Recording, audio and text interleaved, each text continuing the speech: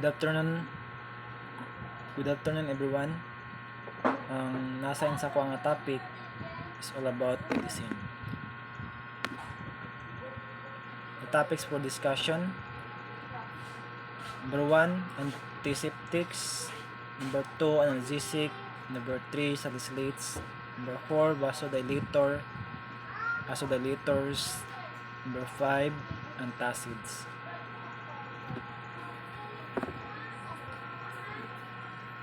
Antiseptics. Antiseptics are medicines that slow or stop the growth of germs and help prevent infections in minor cuts, scrapes, and burns. Antiseptics are applied to the skin to keep bacteria from getting into wounds and causing infections. Although antiseptics do not usually kill bacteria, but they do weaken them and slow their growth. Simply applying an antiseptic to a wound is not adequate treatment. Okay, so kaning antiseptics daw are medicine. Tambal ni siya para sa mga minor cuts. Halimbawa na lang sandan ka o kutsilyo sa sundang, and then sa minor scrapes kanang mapangusan ka, magasgasan ka after nimo mahaybol sa motor. Then burns, mga ginagmayng sunog o kanang malapuan ka gini ni tubig o mapiskan ka o ininit nga mantika. So ang tambal nga antiseptic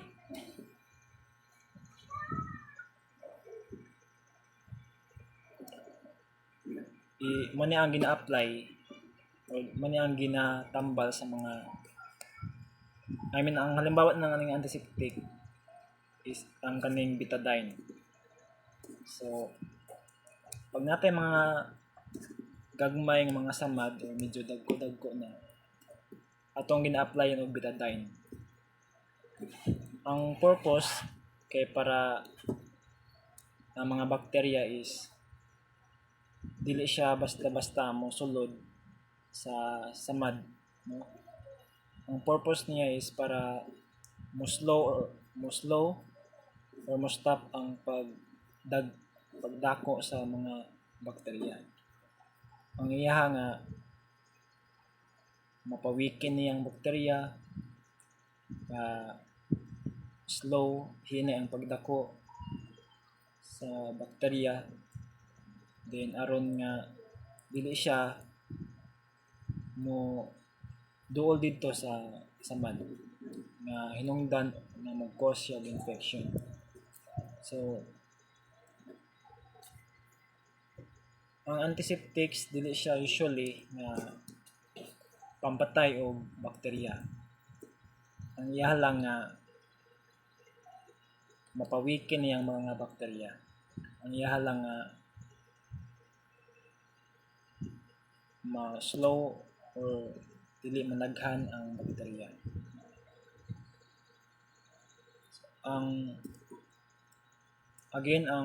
antiseptic dili siya usually makapatay sa mga bakterya. Ang iya lang nga mo slow or mo stop ang pag-growth sa mga bakterya. Sa pag-apply sa antiseptic sa samad, dili siya enough or dili siya sapat nga lunas or sapat nga gamot. Kung kay mao to dili siya makapatay sa bakterya. Ang iya lang nga mo slow or mo stop ang pag-growth sa bakterya. The wound should be cleaned first, and in most cases it should be covered with a bandage. So after ma-applyan, kung masamdan, ang unang buhaton, hinluan ang samad. Hinluan, sunod, applyan siya, applyan o betadine or alcohol. Sunod, kabiran na og bandage.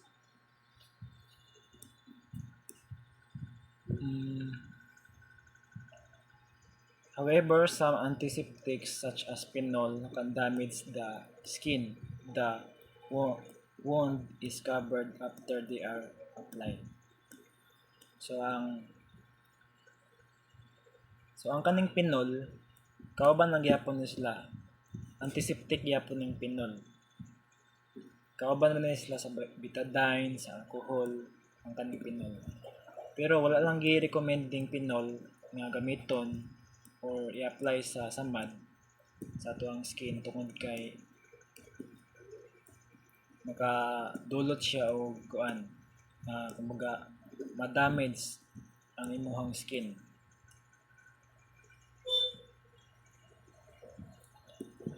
So ang kaning phenol gi-recommend lang ni siya nga gamiton sa pang-disinfectant sa CR, sa kitchen, mga na. Next, analgesic. Analgesics are medicines that relieve pain. Analgesics are prescribed to relieve pain, all sorts, headache, backache, joint pain, sore muscles, and pain that results from surgery, injury, or illness. So, ang analgesic, tambag yapon na siya pampawala sa mga kirot o sakit-sakit sa kalawasan. So, ang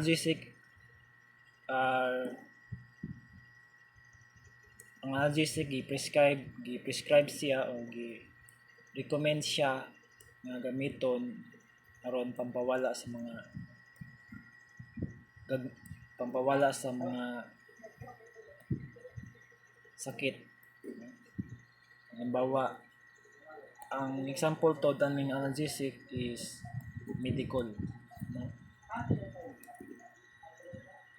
Kaning Medicol, pwede ni siya sa mga headache. Halimbawa ako na ko'y cluster headache.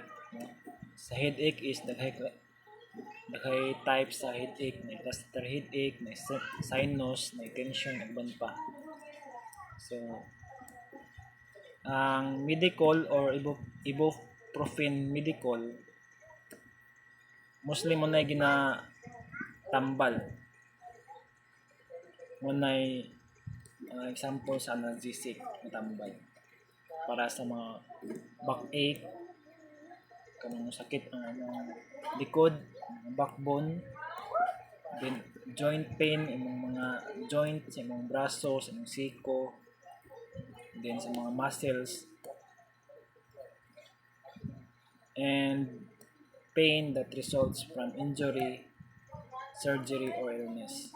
O mga sakit nga resulta sa after sa opera, no? After ka maoperahan sa imong backache or joint pain, so ang analgesic ang tambal after ka maoperahan or after ka ma-injury or masakit. Among the most common analgesics are aspirin, choline salicylate, magnesium salicylate, and sodium salicylate.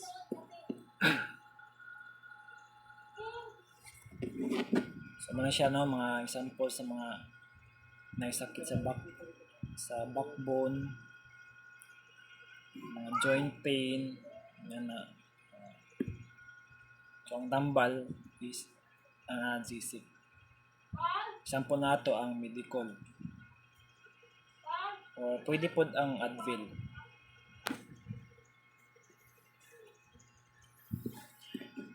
Next is ang salicylates. Salicylates are medicines that relieve pain and reduce fever. So Ang salicylates tambal gyapon siya para pampawala sa sakit sa lawas o pampababa sa hilanat. So, ang salicylates aspirin belongs to group include sodium salicylate. So ang aspirin ang salicylate is aspirin gyapon siya. Belong to group include sodium salicylate, choline salicylate, and magnesium salicylate. Aspirin is used to relieve many kinds of minor aches and pains, headache, toothache, muscle pain, menstrual cramps, the joint pain from arthritis, and ache associated with colds and flu. Aspirin is also known as acetyl salicylate. So, ang kaning salicylates, ang aspirin is gigamit siya pawala sa mga minor ache. No? Minor ache, kumbawa atong sa tension, headache, mga cluster headache, mga siya, mga minor. Then, pain, headache,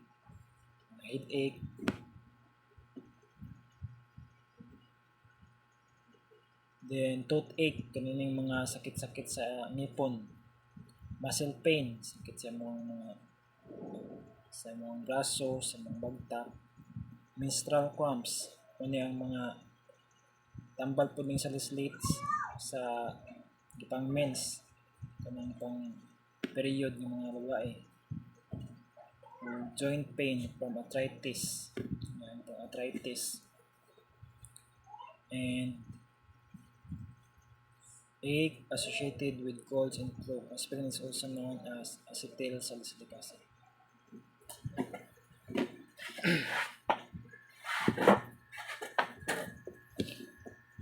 Vasodilators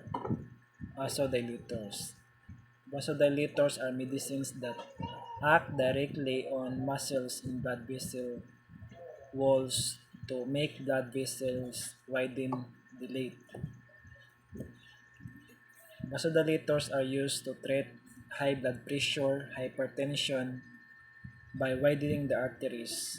These drugs allow blood to flow through more easily, reducing blood pressure. So ang kaning vasodilators, tambal ni siya para sa katong mga tao nga na high blood pressure. So kung makita ninyo kaning sa ubos, mo ni ang normal arteries.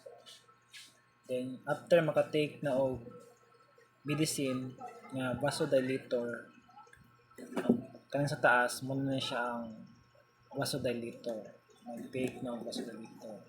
So napansin ninyo mo ni wide na, nilapad na ang arteries, so ang pag-flow sa blood is easy na lang, no? Easy na lang ang pag-flow sa blood. So mo na nga ang supply sa blood is easy na lang siya tungod kay ni wide ng arteries. Unlike sa wala pa nakatake o vasodilator medicine, so kipot pa siya, no? Kipot ang artery nga ang supply sa blood is dili siya hinay ang pag-supply sa blood. So muna siya ang tambal sa mga may high blood pressure aron nga ma-reduce, mababaan ang blood pressure sa tao. Antacids are medicines that neutralize stomach acid. Antacids are used to relieve acid indigestion, upset stomach, sore stomach, and heartburn. So ang antacid tambal gyapon siya para ma-neutralize ang stomach acid. So ang resulta nganong taas ang level sa acid sa atong tiyan is tungod sa atong pangaon. No? Halimbawa, wala pa ka kaon ng panudto o pamahaw, mainam ng kag-coke. So, ang acid, taas bit ang level sa acid. Una nga maka-feel ka og upset stomach, no? O sore stomach. Sobraan kag kaon sa mga aslom nga pagkaon. Bawa sa mangga, no? Santol, nang sakit ang imong tiyan, and heartburn. So, mo heartburn na imong kuan pagka nang daghan na kay gipangaon nga taas kayo og level sa spicy. I mean mga spicy food. No? Mo nang mag-cause og heartburn. So ang tambal ana is Cremilis or antacid. Cremilis, antacid gyapon na siya. Pag-abot lang sa merkado gi-change na ang name. Pero antacid gyapon na siya. Pampa-neutralize stomach acid. Aron ang stomach acid na to sa tiyan is neutralize. Dili siya taas, dili siya mubo, dili siya ubos, neutral lang siya. Kay kung ang importance sa acid sa tong tiyan is para pang digest sa tong kaon. Pero pag una nga kung masubraan na ang acid sa tong tiyan, una nga maka-feel na taong upset stomach, sore stomach. Some antacid products also contain the ingredient simeticone to relieve gas. So, sagaran daw sa mga antacids nga mga produkto may ingredient nga simetocone to relieve gas. Kanining halimbawa ani is kanang mabutodan ka or mablating. Tungod ana mabutoran ka, ang sulod sa mong tiyan is gas. So, ang antacid napud siya ingredient na simetocone aron mawala tong gas sa imong tiyan nga hinungdan sa pagburot sa imong tiyan. Antacids are taken by mouth. So, ang antacids is taken by mouth siya. Ang paggamit is i-take and work by neutralize excess stomach acid. So, ang iyang work is aron ma-neutralize ang mga grabe ka sakit sa tiyan. Antacids contain ingredients as aluminum hydroxide, calcium carbonate, magnesium hydroxide, and sodium bicarbonate, alone or in various combination.